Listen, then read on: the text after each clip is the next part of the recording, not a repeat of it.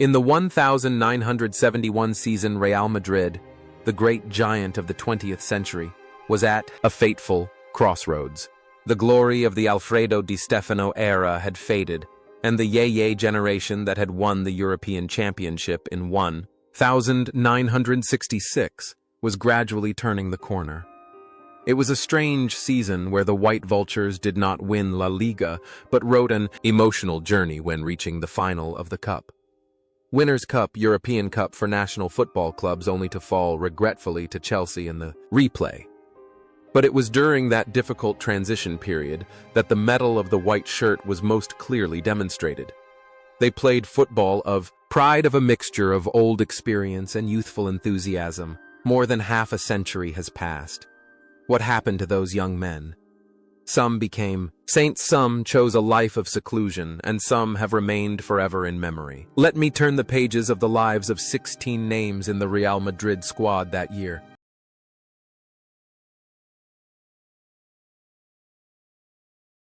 Gregorio "Goyo" Benito was the man at the heart of the defense, nicknamed Hacha Brava, the brave axe.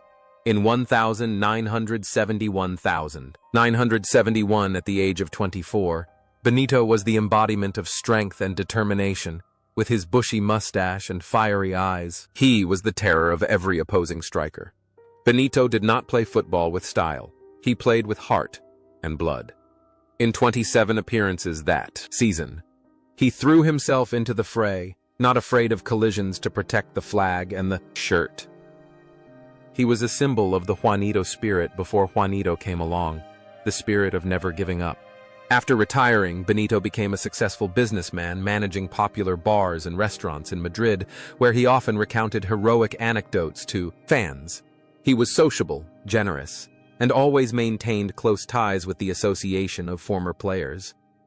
However, tragedy struck this iron warrior when he contracted Alzheimer's disease, the high price of heading and strong collisions throughout his career. In the last years of his life, his memories gradually faded, but the love of Madridistas for him did not. On April 2, 2020, in the midst of the raging COVID-19 pandemic, Goyo Benito passed away at the age of 73. His lonely passing in the context of the pandemic added to the tragedy of a legend who spent his life protecting others. Francisco Gento. The great Gento was a whirlwind on the left wing. The 1971,971 season was the last season of his illustrious career. At the age of 37 with 7 appearances, Gento was no longer the Cantabrian whirlwind of the past, but his presence was a sacred symbol. He was the only person in history to win 6 European Cups, a living witness to all glory. Gento in that season was like an old king preparing to abdicate, handing over the scepter to the next generation with serenity and pride. After retiring, Gento lived a private life away from all the noise and gossip. He became the honorary president of Real Madrid, appearing on important occasions with a majestic but friendly demeanor. He is the grandfather of all Madridistas. A living history of world football, his life was perfect, flawless, surrounded by absolute respect. And then the law of creation came. On January 18, 2020, Paco Gento passed away at the age of 88. His passing officially closed an era, but his record of 6 C1 Cups will forever be an eternal challenge for every player in the world. José Antonio Grande is the last character we will mention, or more familiarly, Tony Grande. In the 70-71 season, this 23-year-old young man was a diligent midfielder, often used as a strategic rotation option. With 8 appearances in La Liga, Grande did not possess the superb technique of Velázquez or the speed of Gento. He played with discipline and absolute tactical compliance. He was the typical worker player who quietly cleaned up the midfield so that the stars could shine. His role at that time may have been obscure in the eyes of the general audience, but it was extremely important in the eyes of the coaches. But the real magic of Tony Grande lies in the later chapter of his life. where he became the greatest kingmaker in the history of Spanish football. After retiring, he turned to coaching and became the right-hand man, the most loyal assistant of Vicente del Bosque. It was Tony Grande who stood behind the curtain together with Del Bosque, plotting the tactics that helped Real Madrid win the Champions League and brought the Spanish team to the top of the world with the 2010 World Cup and Euro 2012. If on the field, in 1971, he was just a supporting role then in the history of modern football, he is a great architect. He is the most vivid proof that an ordinary player can become an outstanding strategist, thanks to constant learning. Now at the age of 77, Tony Grande has retired, living a fulfilled life of a man who has touched every pinnacle of world football glory, but still maintains the same modesty and quietness as the young midfielder he once was.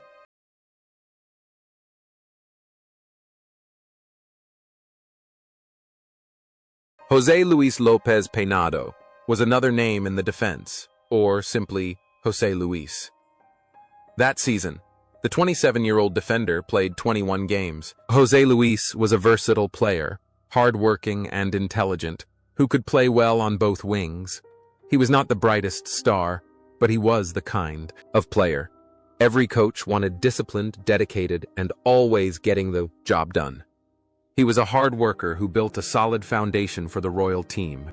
After retiring, José Luis did not choose the coaching path, but instead moved into management and administration at Real Madrid. He served as director of football and quietly contributed to the development of the club in the modern era.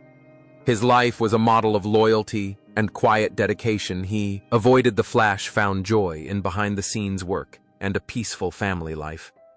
Today, at the age of 81, José Luis is still alive and well, one of the few remaining living witnesses of that generation, a silent hero who still watches every step of his beloved team.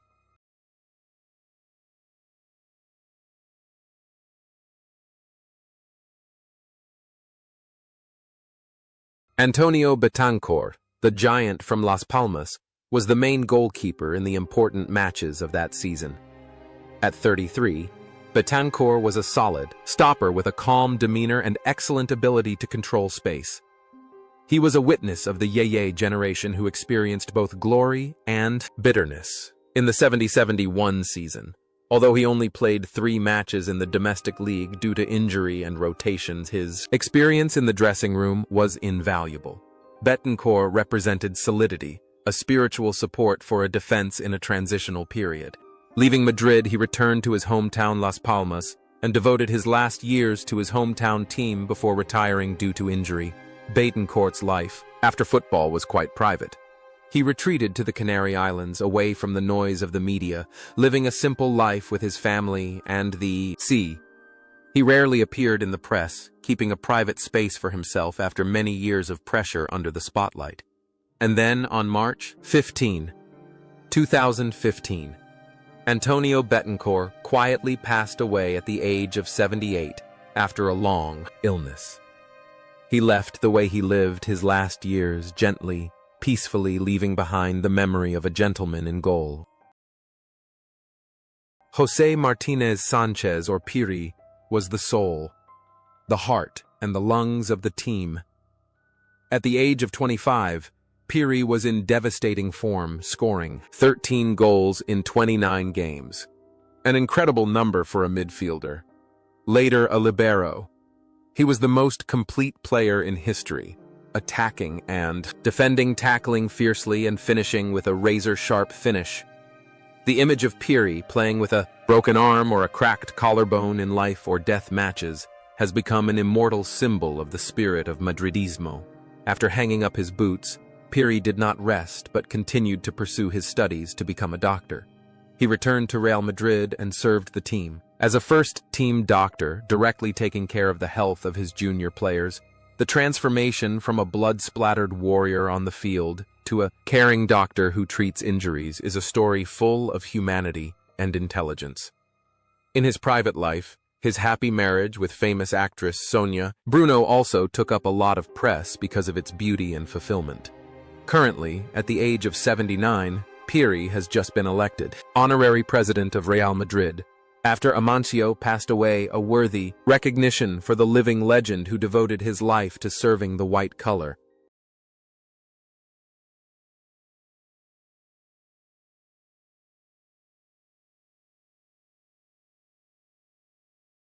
Rafael Marañón, a 22-year-old young striker, was also a promising prospect. That season making 11 appearances, Marañón had an intelligent style of play, the ability to run into space and finish with flair.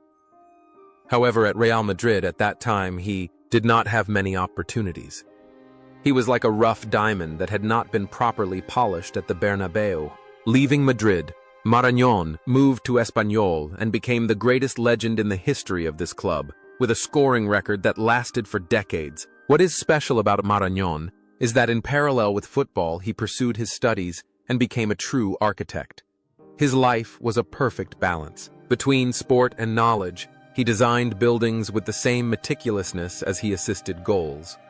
Today, at the age of 76, Rafael Marañón is still alive and well, a prestigious architect and a respected figure in Spanish football, a testament to his success both on and off the field.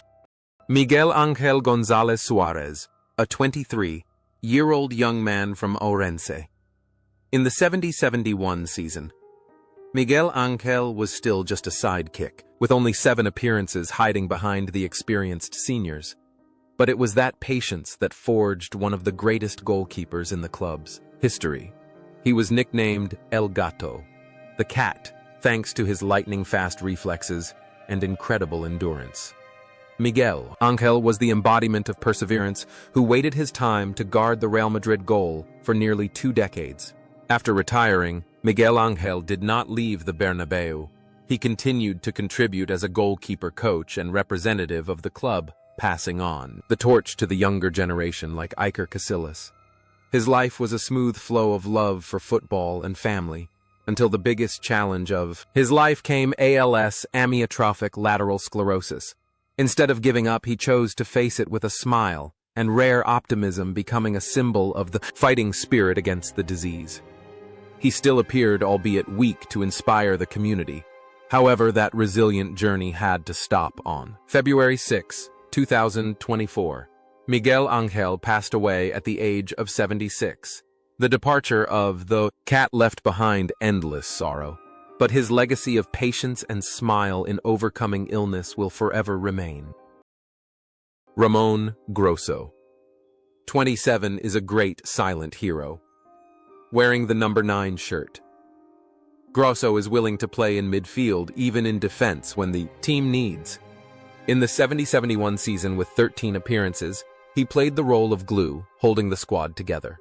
Grosso is known for his absolute team spirit, a man who is willing to sacrifice personal glory for the sake of the collective. He is called obrero worker among the galaxy, but it is his sweat that watered the titles. After retiring, Grosso continued to devote himself to Real Madrid's youth academy, being the first teacher of the Lord of the Rings. Raúl González's life was simple and humble, just like the way he played football. But fate was ironic. This healthy and kind man had to face the terrible cancer on February 13, 2002. Ramon Grosso passed away at the age of 58. His departure left an inconsolable pain for generations of students and fans who always remembered him as a symbol of devotion.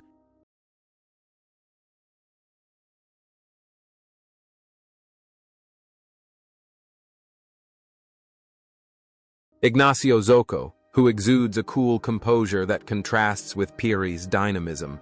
The 31-year-old Navarra native is the team's anchor, with his ideal height and long stride. Zoco dominates midfield, recovers the ball, and controls the tempo of the game. His 27 appearances this season are a testament to his irreplaceable importance. Zoco doesn't run as much as Piri, but he is always there at the right time, using his intelligence to neutralize the opposition's attacks. After retiring in 1974, Zoco continued to be associated with the club as a match delegate for many years. He was a familiar face in press conferences, tours, and was the one who maintained the image and discipline of Real Madrid. His marriage with singer Maria Ostiz was also a beautiful love song in the world of artists and sports. However, on September 28, 2015, Ignacio Zoco passed away at the age of 76 after a long battle with illness. He passed away, leaving a big void in the coaching bench and in the hearts of those who loved his elegance. Pedro de Felipe, the 26-year-old Rock, was another key stopper for Real Madrid, renowned for his aggressive style of play and his excellent aerial ability. De Felipe was tasked with killing the opposition's most dangerous strikers in the 70-71 season despite some physical problems that limited him to just 10 appearances. The 1966 European Champions class was always present whenever he stepped onto the pitch. He represented the toughness and pragmatism of defensive football at that time, leaving Real Madrid in 1972 for Espanyol. De Felipe then had a successful post-player career as an agent and commentator. He was outspoken and had a strong voice in Spanish football. However, the terrible disease of cancer visited him in his old age, although he fought as hard as he had against strikers. Human strength has its limits. On April 12, 2016, Pedro de Felipe passed away at the age of 71. His passing was a sad note reminiscent of an era when defenders played with their lives. Manuel Sanchez Martinez, a hardworking and intelligent fullback. At 32, Sanchez is one of the veterans left from the 1966 championship-winning squad. In the 70-71 season, he played 21 games and scored 1 goal, acting as a mentor to younger talent. Sanchez's style of play is based on judgment and perfect basic technique rather than brute strength. He is a cool-headed player, always keeping his composure in the most difficult of situations. Manuel Sanchez's greatest legacy lies not only in the trophies he won, but also in the fact that he raised another legend, Manolo Sanchez, captain of the Quinta del Buitre generation. After retiring, he devoted most of his time to coaching youth teams and watching his son's progress. He lived a full life in football, from the roles of player to father and teacher. The connection between father and son was a real fairy tale at the Bernabeu. However, the journey of the great father stopped on October 28, 2017. He died at the age of 79 from a pulmonary embolism, leaving behind a unique legacy, the only family in which both father and son won the Champions League at Real Madrid. Manuel Velázquez is the brains of Real Madrid. The 27-year-old midfielder is known as the architect for his magical feet and innate tactical vision. In the 70-71 season, Velázquez played 26 matches, providing the main ball for the forward line. He possesses excellent individual technique, passes that tear apart defenses, and classy free kicks. Velázquez plays like an artist, turning the pitch into a stage of sophistication and elegance. Despite his talent, Velázquez was a rather introverted and humble person. After retiring, he did not participate too much in the noisy activities of commercial football. He lived a quiet life, preserving beautiful memories of a time of romantic football. He was the one who kept the core values of the early Real Madrid training academy. However, on January 15, 2016, the heart of that football artist stopped beating at the age of 72. His passing made people regret a classic number 10 model that is gradually becoming extinct in modern football.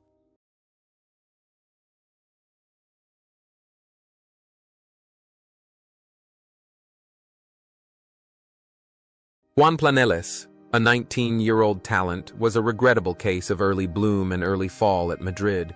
In the 70-71 season, he was expected to be Di Stéfano's successor with 9 appearances. Planeles possessed excellent technique and a modern way of thinking, but the pressure of the white shirt seemed to weigh heavily on the young man's shoulders. He struggled to find a place among a sea of stars and the strict expectations of the Bernabeu audience. Leaving Real Madrid, Planeles found himself again and became a legend at Castellón and Valencia, where he played with freedom and freedom after. Retiring, he chose the path of youth training away from the media's glamour. He lived a simple life in his hometown, satisfied with what he had, achieved, and never complained about the past. Now at the age of 73, Juan Planeles is enjoying a peaceful old age. Proof that sometimes one step back is enough to take two steps forward, and that happiness does not necessarily lie at the peak of fame.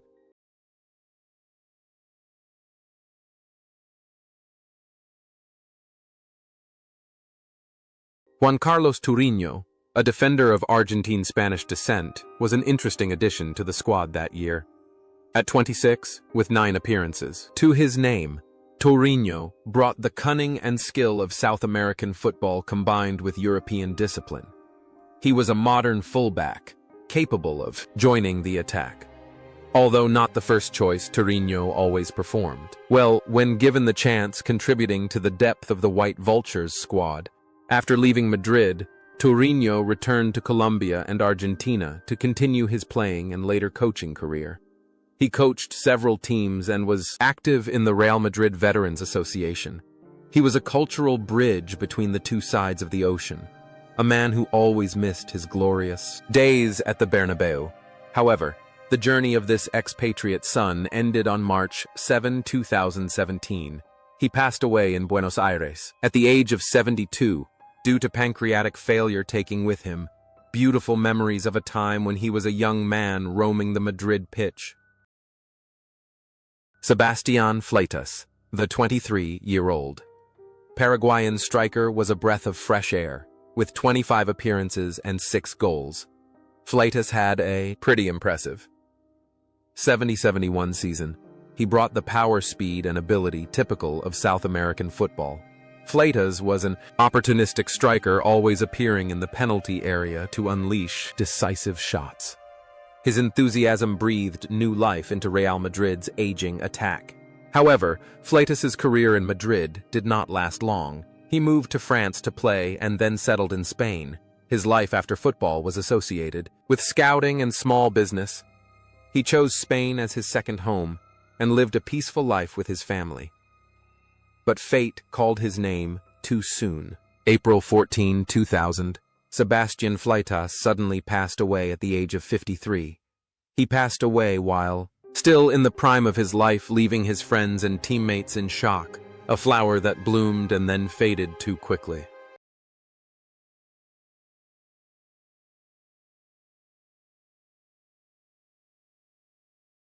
Amancio Amaro Varela, or simply Amancio el Brujo, the Wizard. At 31, Amancio was the brightest star, the leader of Real Madrid's attack in the 70-71 season. With 19 appearances and 6 goals, he mesmerized the audience with his dribbling moves and his flexible turns on the right wing. Amancio was more than just a player. He was a symbol of charm, the one who held the key to victory. With the magic of his feet, he was a great bridge between the world of Gento and the world of Butragueño later. After retiring, Amancio's influence was even greater than when he played. As a youth coach of Castilla, he discovered and shaped the famous Quinta del Buitre of the 1980s. He was the father of a beautiful attacking football philosophy. His life was dedicated to Real Madrid, and he was elected honorary president of the club after Gento's death. He continued to appear in the VIP stands with a gentle smile until his last days. However, on February 21, 2023, the Wizard rode his broom to heaven at the age of 83. His departure was a great loss, but his magic was passed on for generations to come.